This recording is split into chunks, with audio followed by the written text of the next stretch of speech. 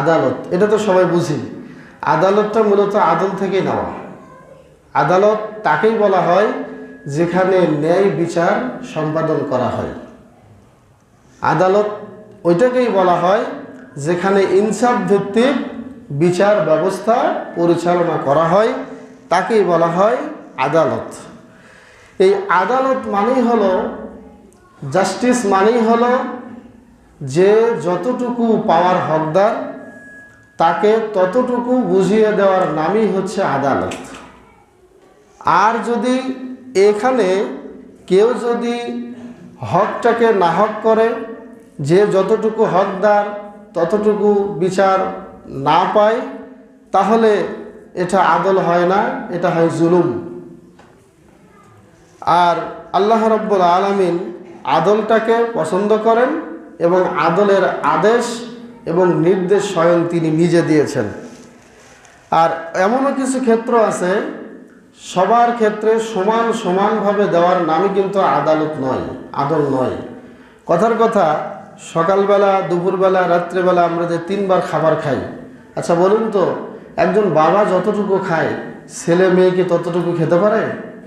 এখন মা খাবার সামনে দিচ্ছেন, দেবার সময় ছেলেকে যদি 5 টুকরা মাছ দিলেন অথবা মাংস দিলেন, স্বামীকেও 5 টুকরা মাছ দিলেন, মাংস দিলেন, কিন্তু স্বামী ঠিকই খেতে পারলো, ছেলে অথবা মেয়েটা এটা খেতে পারলো না। এই ক্ষেত্রে ছেলেকে 5 টুকরা দেওয়া হচ্ছে ইনসাফ নয়, আর বাবাকে 5 টুকরা দেওয়াই হলো ইনসাফ। কথা হয়তো বা বুঝাইতে পারলাম না। তার মানে যে যতটুকু নেওয়ার হকদার, যে যতটুকু পাওয়ার দাবিদার, আল্লাহ রাব্বুল আলামিন তাকে ততটুকু দিতেই আদেশ করেছেন। এর নাম হচ্ছে ইনসাফ, এর নাম হচ্ছে আদল।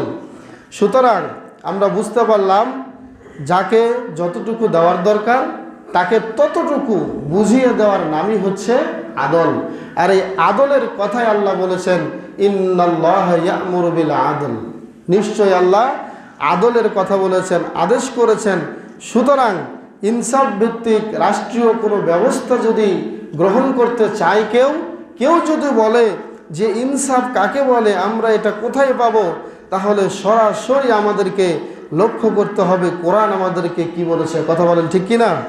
কোরআনের চেয়ে জাস্টিস, কোরআনের চেয়ে আদল বা আদালত, সর্বোত্তম কোনো বিচার ফয়সালা আল্লাহ রাব্বুল আলামিনের ইসলাম ছাড়া অন্য কেউ দিতে পারবে না।